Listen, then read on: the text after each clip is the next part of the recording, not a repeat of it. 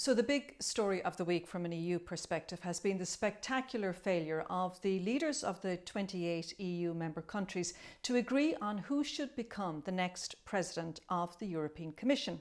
So there was a summit held in Brussels during the week, and on Thursday the leaders came together and basically they were choosing between three leading candidates. They got together, they talked about it, but as kind of was predicted during the week, they failed to reach an agreement on who should be the next leader of the European Commission. So the reason why these leaders came together to choose the next president of the European Commission is because all of the leading positions of EU institutions are up for grabs at the moment. So you have the president of the European Commission, that's currently held by Jean-Claude Juncker, but he is due to step down in October. Then you have the President of the European Council. That is, the Council is made up of the leaders of the EU countries, and that position is currently held by Donald Tusk. He has been a former Prime Minister of Poland. Then you have the High Representative for Foreign Policy. That position is currently held by the Italian politician Federica Mogherini. She's formerly an Italian Minister for Foreign Affairs. And you also have the President of the European Central Bank.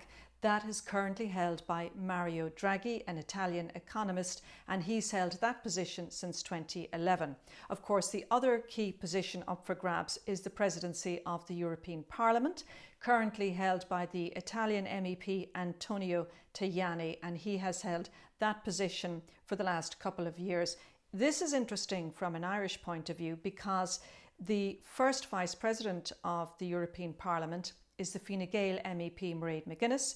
You may remember she topped the poll for the Midlands Northwest constituency during the May European Parliament election, and she is a very strong MEP, and perhaps maybe we might see her as President of the European Parliament maybe in the future.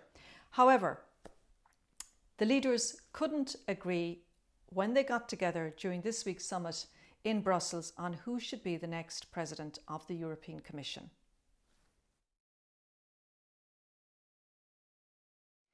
So the leaders of the EU 28 countries were choosing between three candidates. The first one is Manfred Weber. He's a German MEP. He is a member of the European People's Party, which is the biggest political group in the European Parliament. It now has 182 seats. And he's also a member of the Christian Social Union in Bavaria, which is a sister party to Angela Merkel's party in Germany. And the second candidate is Frans Timmermans. He's a Dutch politician and he's the EU Commission's first Vice President. He's been a commissioner since 2014 and he is representing the group of Socialists and Democrats in the European Parliament. That has 153 seats, and that is the political group that traditionally the Labour Party, when they did return MEPs to the European Parliament, would have been a member of. And the third leading candidate for the position of presidency of the European Commission is a Danish politician called Margrethe Vestager. She's also the current EU Commission, the Commissioner for Competition. She may be a very familiar figure to Irish people because she was the commissioner who in 2016 put manners on the tech giant Apple by saying that Ireland had granted illegal tax benefits to Apple, and she forced Apple to repay the Irish state €13 billion. You may remember that that has caused a lot of controversy since. So, and in fact, that particular group is a new group. She's representing the Renew Europe political group, which previously was ALDE, the Alliance of Liberals and Democrats in Europe, but it's been expanded to take into account the MEPs who've joined it from France and from Emmanuel Macron's La République En Marche party. So that group has 108 seats. So the reason we now have three leading candidates is down to something called the Spitzenkandidat process. It's a German word, it means lead candidate, and it had its genesis in the Lisbon Treaty. It was first used in 2014 when it led to the appointment of Jean-Claude Juncker as the European Commission President.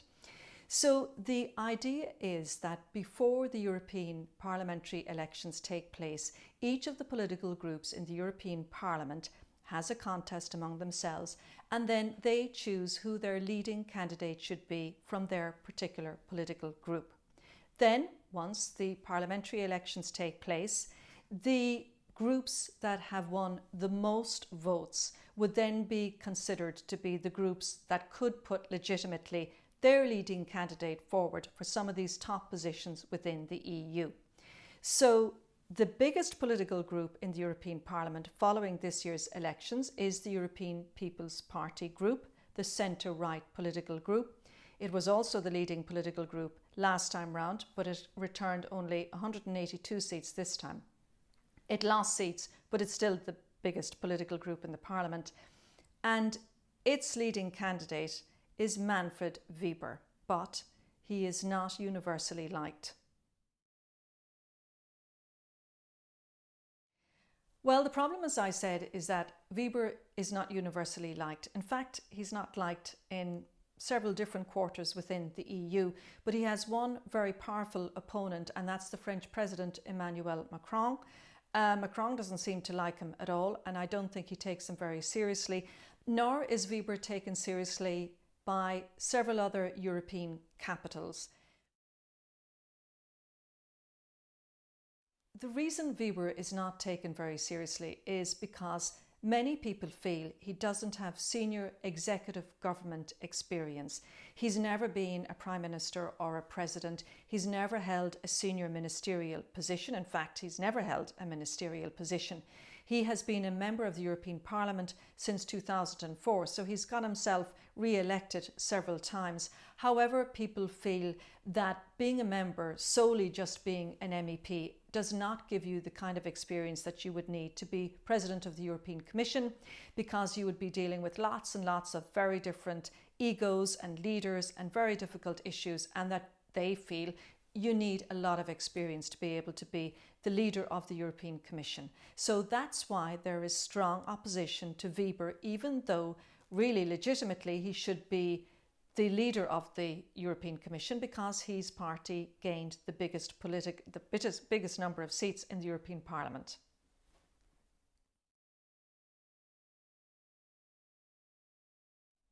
Well, now that the EU 28 leaders this week certainly couldn't agree on who should become the next president of the European Commission, the horse trading is going to continue.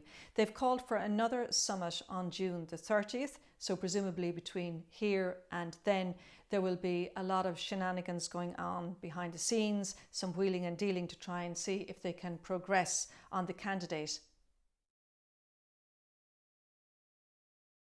I think there are lots of possibilities in terms of the battle to become the president of the European Commission. The fact that Weber is so disliked really weakens his position.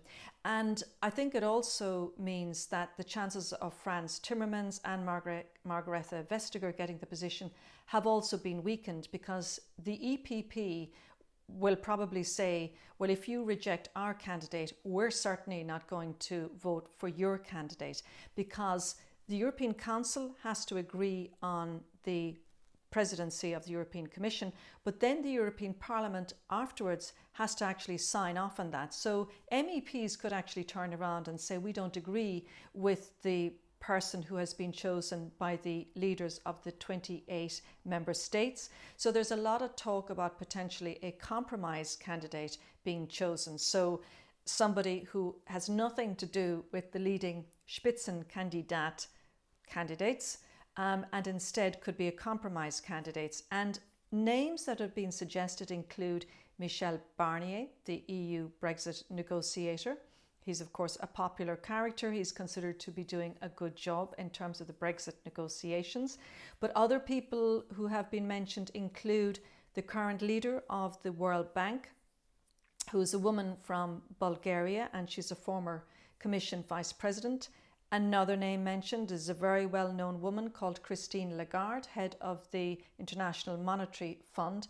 And there's also a range and a spate of other people, including current and former prime ministers and presidents of EU countries. So my guess is we're in for, several weeks of wheeling and dealing, and there'll be lots of discussions going on behind the scenes. And I would think that people will also be saying, well, if you give the presidency of the European Commission to one particular political group, then the Parliament their president must come from a different political group, as should be the heads of those other positions I mentioned earlier. So I think watch the space. It's going to be quite rocky, and it could take several weeks, if not maybe several months, before an agreement is reached on who should become the president of the European Commission.